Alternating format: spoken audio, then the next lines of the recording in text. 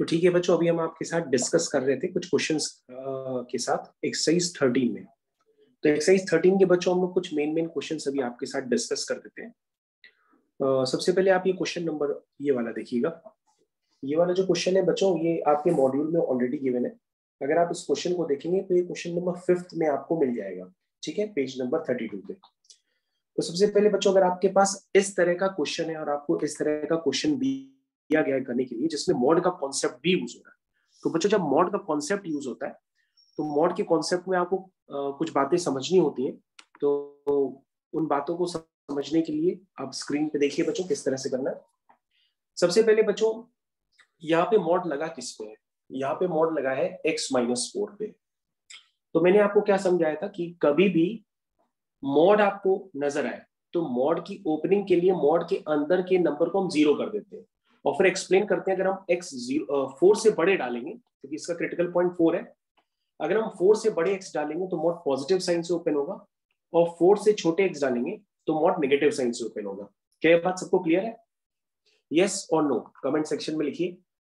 ये number line बच्चों किसकी है? x-4 की। और मैंने आपको क्या एक्सप्लेन किया, अगर x आपके 4 से बड़े होंगे तो मॉड ये पॉजिटिव साइन से ओपन होगा, अदरवाइज नेगेटिव साइन से ओपन होगा। तो बच्चों यहाँ पे मॉड को ओपन करने के आपके पास दो मेथड होंगे। सबसे पहले आप क्या कहोगे कि सर अगर मॉड के अंदर का नंबर पॉजिटिव है, दैट मींस x-4 अगर ग्रेटर देन इक्वल टू 0 है, that means x greater than equal to 4 है, दैट मींस x कहां से कहां तक लाई करेगा? 4 से इंफिनिटी। तो उस केस में आपका मॉड किससे ओपन होगा? पॉजिटिव साइन से। तो आपकी बच्चों जो इनइक्वेशन बनके क्रिएट होगी वो होगी x-3 x+5 x-7 whole divided bye x-4। ध्यान दो बच्चों, मैंने मॉड को हटा दिया, क्यों? क्योंकि मैंने मान लिया ना कि x-4 क्या है? 0 से बड़ा है, दैट मीन x किससे बड़ा है? 4 से बड़ा है। और x अगर 4 से बड़ा है तो उसका मॉड किससे ओपन होगा? पॉजिटिव साइन से। क्या ये बात सबको समझ में आ गई? कमेंट सेक्शन में लिखिए। अगर बच्चों आपको समझ में आ गई तो फिर आप इसका आंसर निकालना स्टार्ट कर दीजिए। कैसे सिखाया था? ये कहां 0 होगा? -6 पे। ये कहां होगा? 4 पे। ये कहां होगा? 3 पे। ये कहां होगा? -5 पे। ये कहां होगा? 7 पे। इन सारे पॉइंट्स को नंबर लाइन में आप अरेंज करिए। सबसे पहले -6 आएगा, फिर -5 आएगा, फिर 3 आएगा, फिर 4 आएगा, फिर 7 आएगा। सारे बच्चों ऑड पावर के फैक्टर्स हैं। अगर ऑड पावर के फैक्टर्स हैं, हर क्रिटिकल पॉइंट के अबाउट साइन चेंज होता रहेगा। ऊपर रहते हो तो प्लस, नीचे रहते हैं तो माइनस। ये बच्चों वेवी कर्व पैटर्न होता है जो मैं आपके साथ ऑलरेडी डिस्कस कर चुका हूं। अब आपको बच्चों यहाँ पे ध्यान से देखना होगा कि कहां कहां ये 0 हो सकता है। तो तुम कहोगे सर ये न्यूमरेटर पे 0 हो सकता है, कहां कहां पे? यानी कि 3 पे 0 हो सकता है, -5 पे 0 हो सकता है और 7 पे 0 हो सकता है, और कहीं 0 नहीं हो सकता। तो वहां पे हम क्या लगा देते हैं? क्रॉस, क्योंकि वहां पे ये 0 नहीं हो सकता।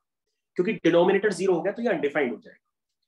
तो बच्चों यहां से आपका जो सॉल्यूशन सेट निकल के आया है वो क्या निकल के आया है? लेस देन 0 वाला। तो लेस देन 0 कहां कहां पर है? आप लिखोगे -∞ से -6 ओपन ब्रैकेट। समझ में आया? यूनियन, फिर से देखिएगा, क्लोज ब्रैकेट, -5 से 3, -5 से 3। समझ में आया? फिर यूनियन, ओपन ब्रैकेट, 4 to 7, 7 पे क्लोज ब्रैकेट। क्या यहां तक सबको समझ में आया? पहले इतना चेक करिए। और बच्चों अगर समझ में आया तो इस आंसर में आप सिर्फ वो वाला आंसर एक्सेप्ट करिए जो 4 से बड़ा हो। क्योंकि बच्चों आपने मॉड की ओपनिंग कब की? ये जान के की ना कि आपका x क्या है? 4 से बड़ा है। तो बच्चों इसमें 4 से बड़ा वाला जो आंसर होगा वही आप एक्सेप्ट करेंगे। समझ में आया? तो कहोगे सर 4 से बड़ा वाला जो आंसर है वो सिर्फ 4 to 7 है। तो बच्चों हमने कहा हमें इंटरसेक्शन लेना है, तो इंटरसेक्शन का मतलब इसमें 4 to 7 में 4 इंक्लूडेड नहीं है, लेकिन ऊपर इंक्लूडेड है 4 से इंफिनिटी में। तो 4 ओवरऑल तो शामिल हुआ नहीं दोनों में। तो आपका यहां से आंसर क्या निकल के आएगा फर्स्ट वाले पार्ट से? जब आपने x-4 को 0 या 0 से बड़ा माना है, यानी मॉड उसका पॉजिटिव साइन से ओपन किया है, तो इस केस में आपका आंसर सिर्फ आएगा 4 to 7। अब बच्चों जरा आंसर ध्यान से देखिए, समझ में आया कि आपको नहीं आया? बी पार्ट देखिए। बी पार्ट में बच्चों हम लेट कर लेंगे कि आपका x-4 लेस देन 0, यानी x कैसे बिलोंग करेगा? x बिलोंग करेगा -∞ से 4। सबको क्लियर है?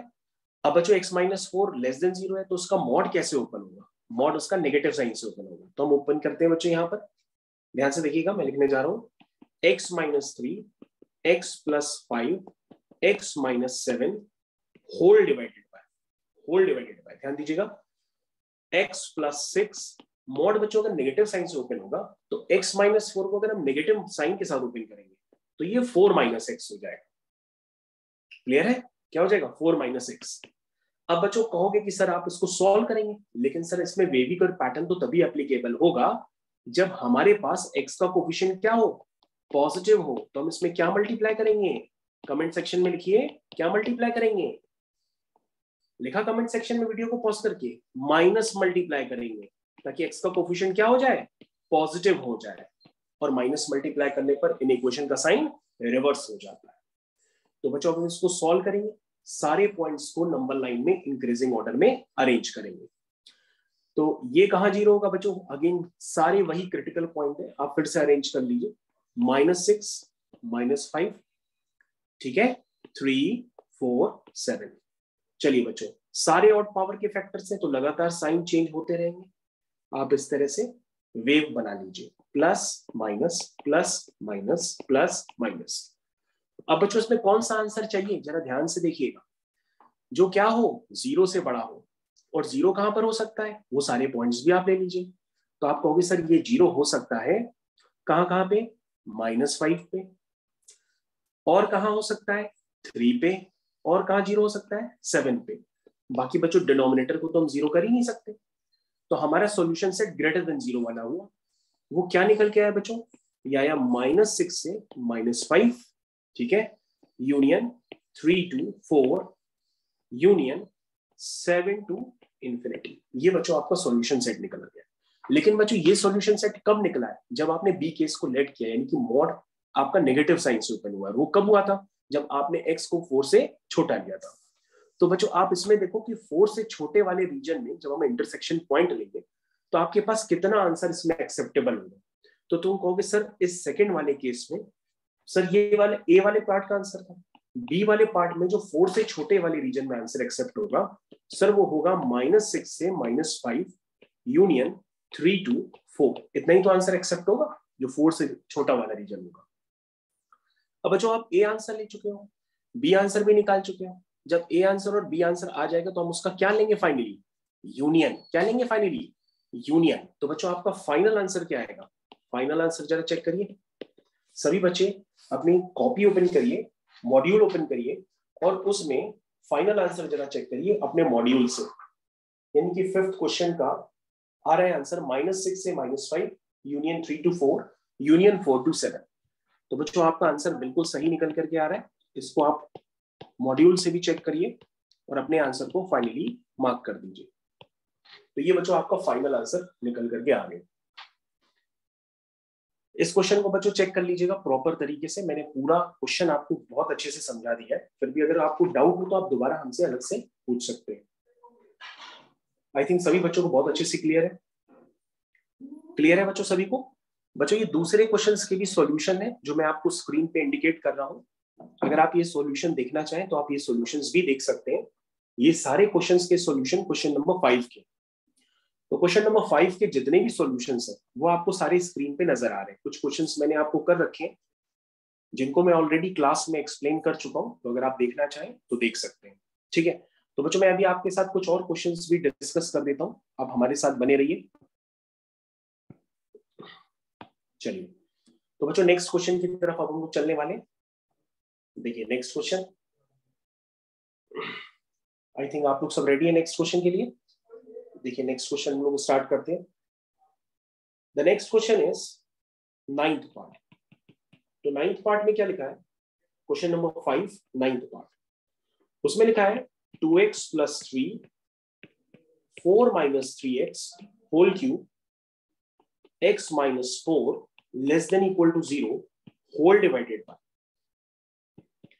x - 2 whole square x - 0 power 5। तो बच्चों सबसे पहले आप चेक कर लो कि यहाँ पर x का कोफिशिएंट कहीं नेगेटिव है, तो भी यस से नेगेटिव है। तो हमने कहा पहले आप उसको पॉजिटिव मल्टीप्लाई कर लिया, पॉजिटिव बना लीजिए, माइनस का मल्टीप्लाई करते हैं। तो बच्चों जैसे ही मैंने माइनस का मल्टीप्लाई करेंगे तो इन इक्वेशन का साइन क्या हो जाएगा, रिवर्स हो जाएगा, ठीक है, लेस देन इक्वल टू से ग्रेटर और इक्वल टू 0 हो जाएगा। तो बच्चों मैंने माइनस का मल्टीप्लाई कौन से फैक्टर में किया है, ध्यान दीजिएगा, 3x माइनस 4, जो 4 माइनस 3x था वो 3x माइनस 4 बन चुका है माइनस मल्टीप्लाई करने पर। अब बच्चों हम लोग नंबर लाइन बनाएंगे, ये कहां 0 होगा, -3/2 पे, ये 2 पे, ये 0 पे, ये 4 पे और ये 4/3 पे। सारे पॉइंट्स को हम अरेंज करेंगे छोटे से बड़े क्रम में। तो सबसे पहले बच्चों आएगा माइनस का 3/2, क्या ये समझ में आया, फिर 0 आएगा, आया समझ में, फिर 4/3 आएगा, ठीक है, फिर 2 आएगा और फिर 4 आएगा। तो बच्चों सारे क्रिटिकल पॉइंट्स मैंने अरेंज कर दिए। अब मैं एक वेव को चलाता हूं। तो वेव को चलाने से पहले आप फैक्टर्स देख लीजिएगा कि जो 2 वाला फैक्टर है वो इवन पावर का फैक्टर है, तो वहां पे आपको ध्यान देना होगा। बाकी जितने ऑड पावर के फैक्टर्स है उसमें साइन वैसे ही चेंज होगा जैसे होता है। तो इवन पावर का फैक्टर बच्चों कौन सा है, ध्यान दीजिएगा, 4 नहीं है, 4 तो ऑड पावर का फैक्टर है, इवन पावर का फैक्टर है आपका 2। तो 2 आपका जब इवन पावर का फैक्टर है तो जो उसके लेफ्ट में साइन होगा वही उसके राइट में साइन होगा। ये बात समझ में आ गई। उसके बाद बच्चों सिर्फ 2 ही वाला फैक्टर यानी x-2 वाला इवन पावर का है, बाकी सारे ऑड पावर के। तो इसका मतलब बाकी वेव आप ऐसे ही चला दीजिए जैसे आप चला रहे थे। समझ में आ गया, क्लियर है सबको। चलिए अब ध्यान से देखिए बच्चों, ये 0 कहां कहां हो सकता है, वो वाले टर्म्स आपको देखने पड़ेंगे। ये -3/2 पे 0 हो सकता है, ठीक है, 4/3 पे 0 हो सकता है, ठीक है, 4 पे 0 हो सकता है, और बाकी डिनोमिनेटर तो बच्चों 0 होता ही नहीं है। तो डिनोमिनेटर पर अगर 0 नहीं हो सकता तो हम उसमें क्या लगाएंगे, क्रॉस, और यहाँ पे भी क्या लगाएंगे, क्रॉस। फाइनल आंसर लिखने जाने ग्रेटर देन 0 के लिए, विच इज -∞ से -3/2 क्लोज ब्रैकेट यूनियन 0 से 4/3 क्लोज ब्रैकेट यूनियन। फिर से देखिएगा बच्चों, फिर से देखिए, मैंने को ग्रेटर देन 0 वाला आंसर लिखना है तो ग्रेटर देन 0 वाले यहां हो गए। एक आंसर बच्चों और बचा है, उसको लिख लेते हैं 4 से इंफिनिटी। लिखने के बाद बच्चों ये जरूर चेक कर लीजिएगा, ऐसा तो नहीं कोई पॉइंट आपका छूट गया। अगर कोई पॉइंट छूट गया हो तो उसको आप अलग से लिख लीजिएगा। अब आप अपने आंसर को क्रॉस चेक करिए। 5th क्वेश्चन का 11th पार्ट आपने किया है, 5th क्वेश्चन का 11th पार्ट आंसर चेक करिए, पूरा आंसर आपका मैच कर रहा है, ठीक है। तो बच्चों this is your final answer. तो 5th क्वेश्चन के बच्चों हम लोगों ने काफी सारे पार्ट आपके साथ डिस्कस कर दिए। तो बाकी जो क्वेश्चंस के सॉल्यूशन है वो आपकी स्क्रीन पे, आप उसको देख सकते हैं आराम से, ठीक है। तो मैं इसको आगे कंटिन्यू करता हूँ फिर, ठीक है बच्चों। अभी क्लास का टाइम हो गया है तो मैंने इतने ही आपके लिए सॉल्यूशन क्रिएट कर दिए। Thank you.